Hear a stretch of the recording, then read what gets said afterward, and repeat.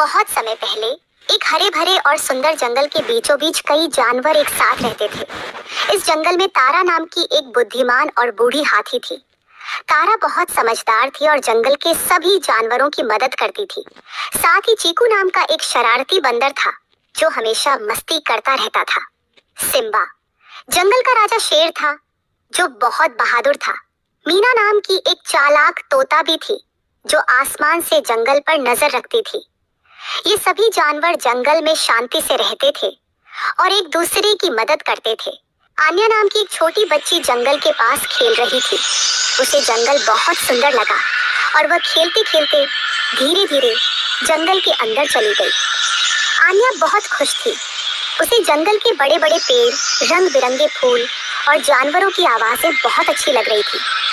वह इन सब चीजों को देखकर बहुत उत्साहित हो गई और बिना सोचे समझे जंगल में और अंदर चली गई।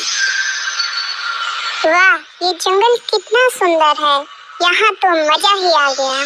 धीरे धीरे सूरज ढलने लगा और अंधेरा होने लगा। आन्या को एहसास हुआ कि वह बहुत दूर आ चुकी है और उसे रास्ता याद नहीं है। वह डरने लगी और चारों तरफ देखने लगी। मुझे तो रास्ता भी याद नहीं है, अब मैं घर कैसे जाऊंगी? आन्या घबराकर एक पेड़ के नीचे बैठ गई और रोने लगी। आन्या की घबराहट बढ़ने लगी थी। उसे कुछ समझ नहीं आ रहा था कि वह क्या करे। तभी आसमान में उड़ती मीना ने उसकी रोने की आवाज सुनी और वह नीचे आई। अरे, तुम क्यों रो रही हो छोटी दोस्त? मैं खो गई हूँ, मुझे घर वापस जाना है, लेकिन मुझे रास्ता नहीं पता। घबराओ मत, हम तुम्हारी मदद करेंगे। मैं तारा, सिम्बा और चीकू को बुलाती हूँ। मीना तेजी से उड़कर अपने दोस्तों के पास चली गई। तारा, सिम्बा और चीकू एक झरने के पास आराम कर रहे थे। तभी मीना तेजी से उड़ती हुई आई। तारा, सिम्बा, चीकू, जंगल में एक बच्ची खो गई है, हमें उसकी मदद करनी होगी। हमें जल्द से जल्द उसे ढूंढना होगा।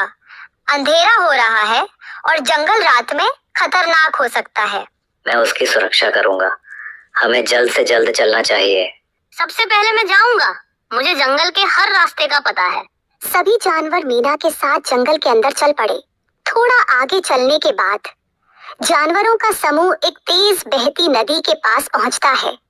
तारा अपनी सूंड उठाते हुए कहती है, इस नदी को पार करना मुश्किल है, लेकिन मैं मदद कर सकती हूँ। तारा अपनी सूंड से कुछ पेड़ों को नदी में गिराकर एक पुल बना देती है। चीकू हंसते हुए कहता है, देखो, अब हम आराम से नदी पार कर सकते हैं। सभी जानवर सावधानी से पुल पार करते हैं। थोड़ी दूर जाने पर उन्हें एक अंधेरी गुफा मिलती है जहाँ एक बड़ा सांप बाहर निकल रहा था। सिम्बा ने तुरंत गरजते हुए उसे डराया। भाग जाओ यहाँ से, वरना मैं तुम्हें सबक सिखाऊंगा। सांप सिम्बा की गरज सुनकर गुफा में वापस चला गया। अब रास्ता साफ है, हमें जल्दी करना चाहिए।